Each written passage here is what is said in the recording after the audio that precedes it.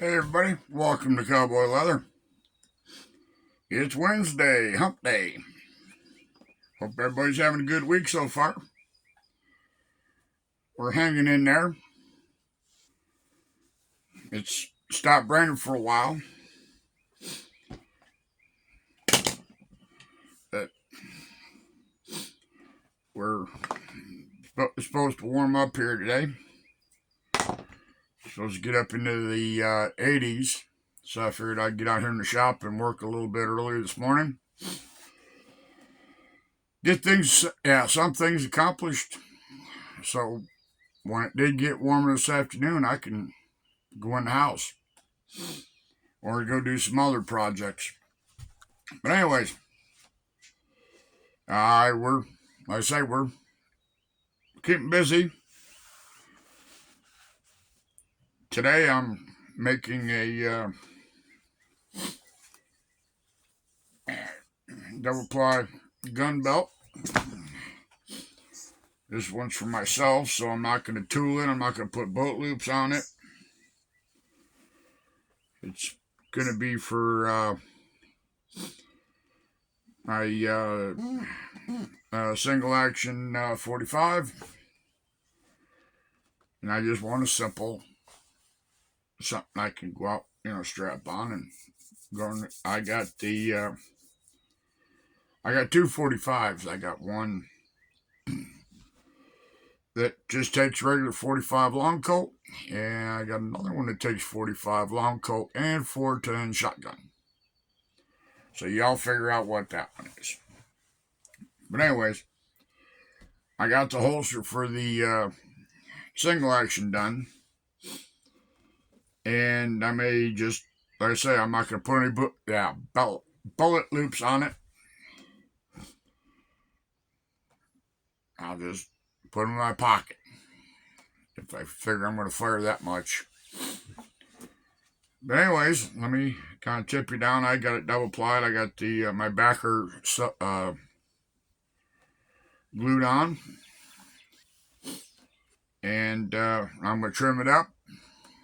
And when I get that trimmed off, we're going to shape the ends and run a stitch line around it, and then we'll go from there. So let me kind of cock it down here. You can watch me trim it off. Watch me make mistakes. Turn it a little bit there. There we go.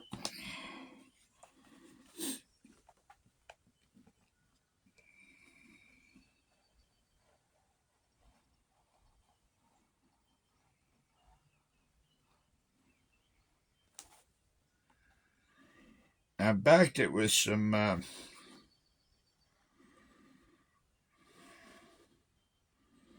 2 to 3 garment fabric, or not fabric, but leather on the backside.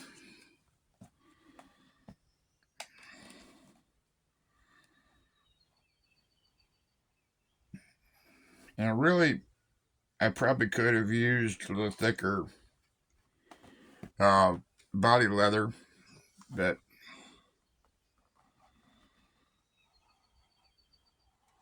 I don't want it too heavy. I want it kind of the in-between. And being it's built for me, I can do it.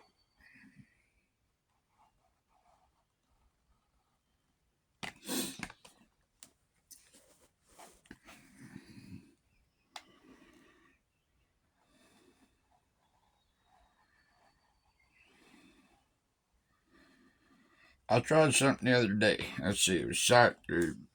Yeah, it was Saturday. I signed up for that online auction. What the heck they call it? Yeah, whatnot. Signed up for that just out of curiosity to see, what kind,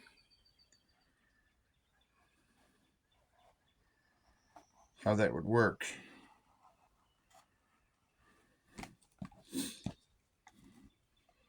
I didn't do bad and I didn't do good. But it was the first time, I I did pretty good.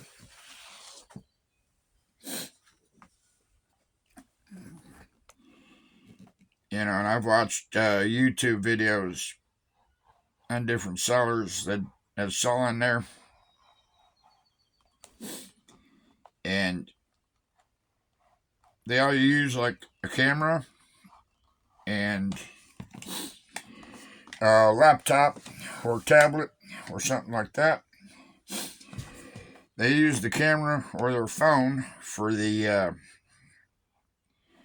to go live, and they use a laptop or your tablet to do to keep track of the listing and keep track of the auction. Well, I haven't got a laptop yet, so I was doing it on my phone.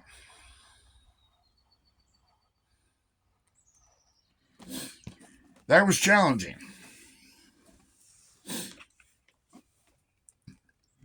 So I decided I'm going to get a laptop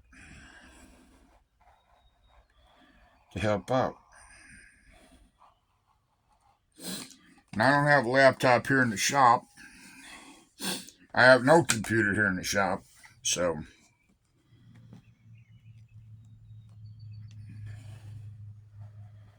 I got a PC in the house.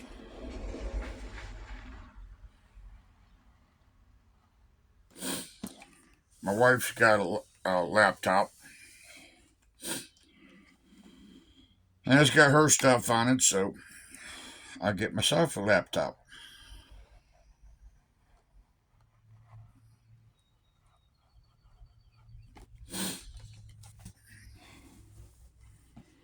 I want one for out here anywho,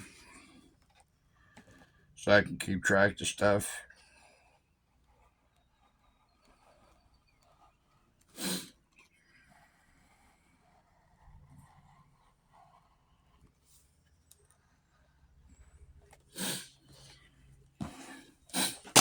There we go. That looks pretty good. Let me say so myself.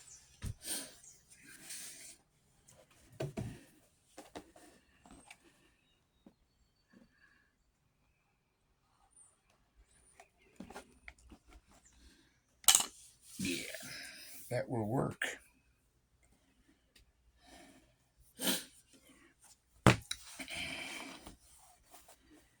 Yeah.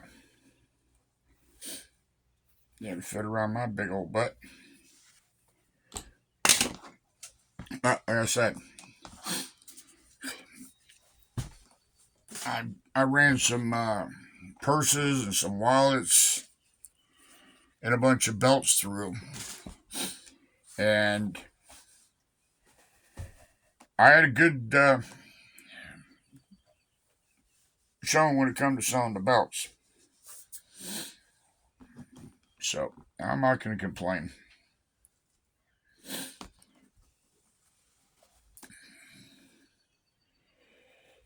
I figured I'd try that. And if I can make more sales on that, I will dump my eBay account, because eBay is pulling a lot of monkey business. You know, if you don't pay them, I think it's 30% or something like that, your listings get buried. So in other words, they want 30% of your sale or the price to keep it up, you know, so people can see it. Well, I'm not going to do that. I'm stubborn. And like I say, I'm not going to do it. And the fees on Whatnot are a little bit cheaper. And on Whatnot, you can list stuff, buy it now. So, like I said, I'm going to try that. Won't hurt nothing.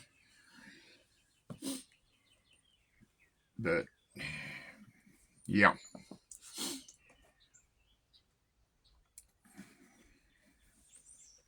had fun. I've watched some of those whatnot auctions, and people sell quite a bit. You can sell knives and all kind of hunting gear and stuff like that. So what I make kind of goes into the hunting, uh, men's apparel and women's apparel, and accessories. So I say I do a pretty good showing on it. That and I'm gonna start hitting a few more craft shows, and uh, there's a couple other things I've got in the works. And as I do them, I will make a video on how it worked out, if it worked or if it didn't work. But you never know till you try. That's like, when you do leather work. You don't know if you can do it until you try. You don't know how successful you can be until you give it a try. And it goes too, if you don't try, you'll never know. You'll never know what sells. And, I've been following some of the people on here that have gotten into going to the different craft markets and handcrafted markets. And so far, everybody's been doing good. I know my daughter, she goes, she did one this past weekend. And in spite of it, towards the end, coming down, pouring cats and dogs, she did rather well. And she's looking into going another step in what she sells and what she has to offer. I'm not going to say anything because I'm just not. But I think it's, I think it's pretty cool. She has added, my son-in-law has that. He even makes jewelry. So, it's like a family affair. And I was joking with her. I said, we got all four of us now, myself, my wife, her, and my son-in-law, all are in the craft end of this stuff now. I said, we might just go ahead and buy a big long tent and go to craft fairs all together and just take over a whole city block. Because most craft fairs that I've been going to, you get a 10 by 10. Well, that's a tent. Gets a tent 10 foot wide. 10, you got 40 foot. So, and I was just joking with her, but yeah, that would be quite a deal. But see, she's where she goes and what she does. She makes the leather jewelry and other leather products, and she also makes soap, all natural soap. The wax melts, lip balm. She makes all kinds of stuff.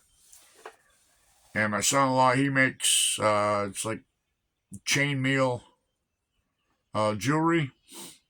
And I'll tell you what, it'd make me cross-eyed using them small links. But he does a real nice job, and he gets a good price for them, which he should. But, that seems like everybody's niche. Everybody that goes to craft shows usually sells jewelry and, stuff like that. So, if you go to a craft show and you're selling leather goods, and there's somebody else selling leather goods. You know, like I've said before, if you're competitively priced, what's going to set it apart from his or hers or whatever is your finish work. So pay close attention to that. You know, you just never can tell. But I'm going to put you on hold a minute. Let me go over here and run this through the sewing machine. And I'll be right back. All right, we got her done.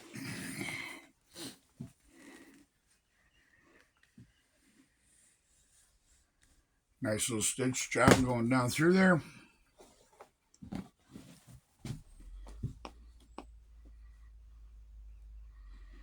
Now we're going to go ahead and edge it.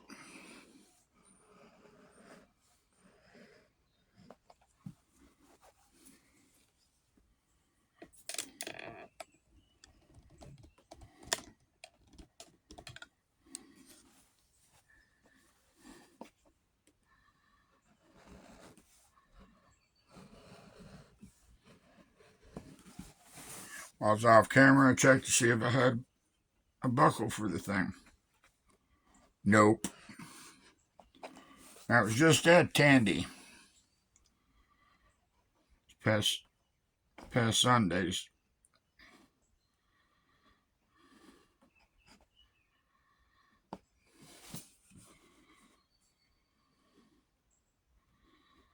Thought I had it on my list. But apparently not.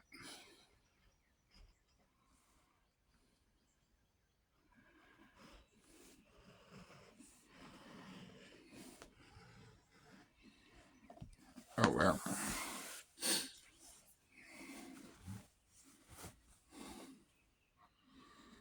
Just have to go ahead and order one.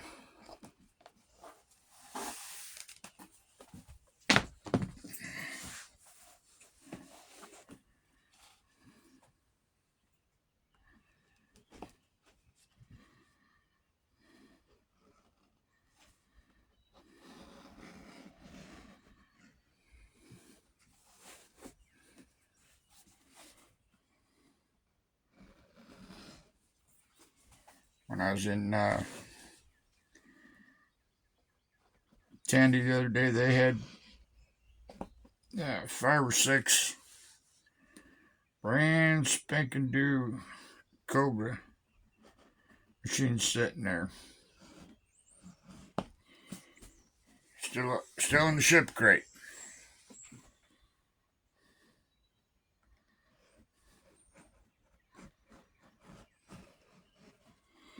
I think they were trying to play it smart. Get them in store before they jump the tariff up. But I see,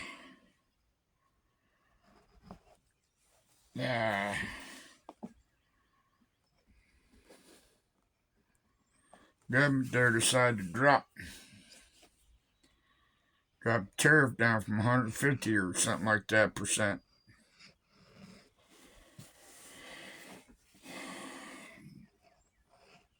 Drop it down.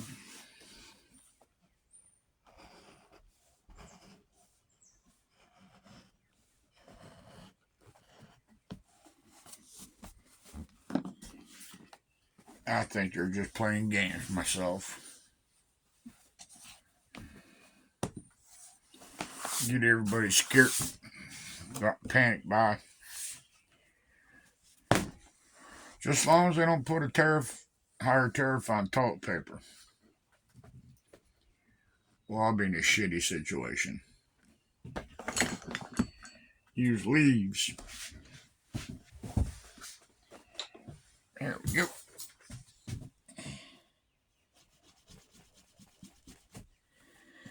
Of course, there's not a shortage of paper in my house.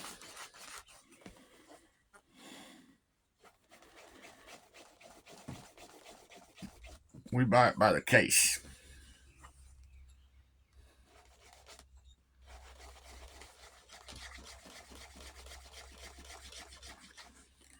They can raise the price on just about anything.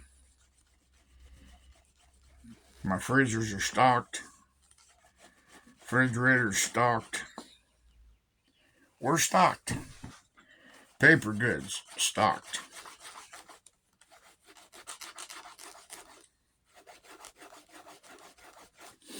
You know, you grow up in a big family. You get used to, buying stuff, case lots.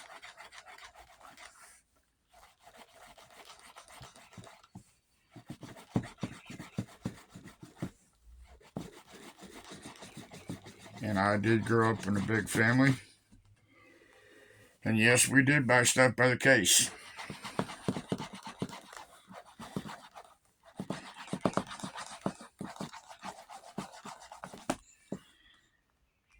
It's like leather. You know, if you find a good deal on it, just don't buy one piece, buy two pieces.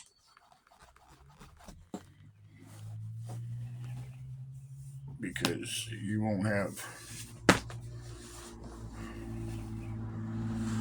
the opportunity again, maybe.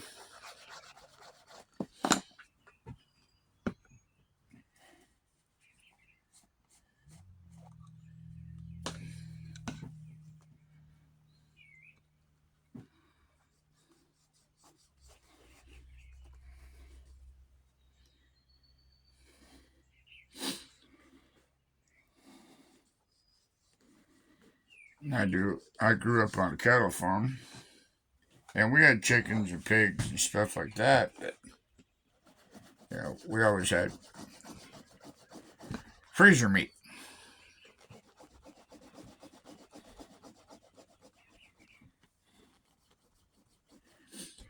The other day I was watching this woman. She's buying, raising cattle and goats, and she's getting 50 meat birds, and she's got some pygmy goats, and she's raising them up. Now, I don't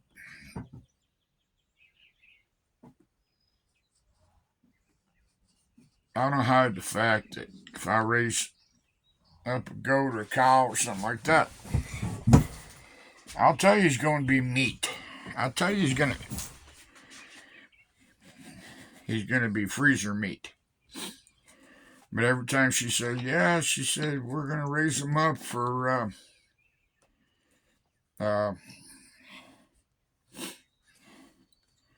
freezer camp. And I thought, just why don't you just tell it like it is? You're going to knock it upside the head and put it in the freezer.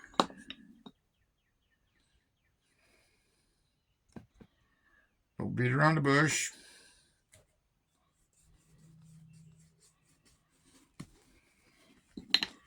It's freezer meat.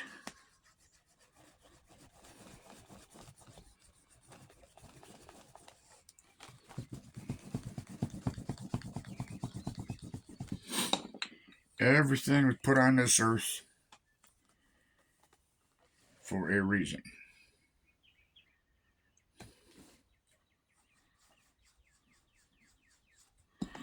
To take their hides to make things out of,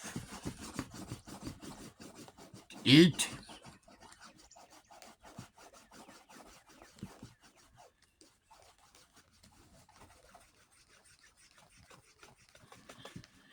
keep us warm.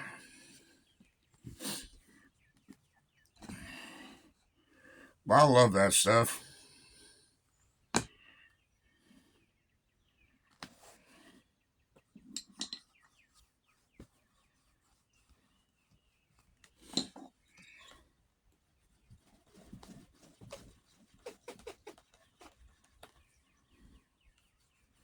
Love it, number one, because it's free.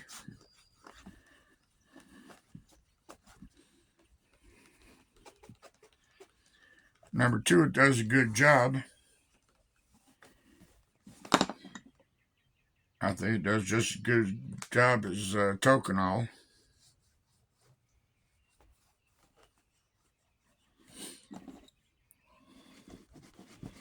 I've used both. I've used Toconol and I've used this. And I've used, what do they call it, gum Trigicon.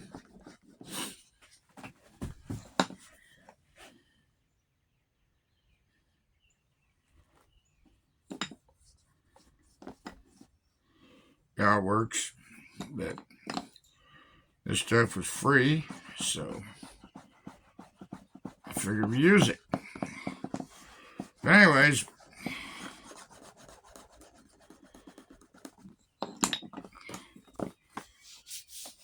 I'm not going to sit here and show you how to varnish all day. So I'm going to finish. And this video right here, I'm going to finish slicking this side. And cut the little keepers out for the buckle and finish it off and put it together. So, I hope everybody has a good day. And I hope everybody has, for the rest of the week, you have a good week. And we'll see you Monday. Stay safe. No. Oh, I'm losing a date. We'll see you Friday. Hopefully.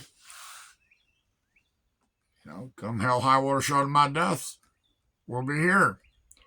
So you have a good rest of the week. Talk to you Friday. Cowboys out here. Bye-bye.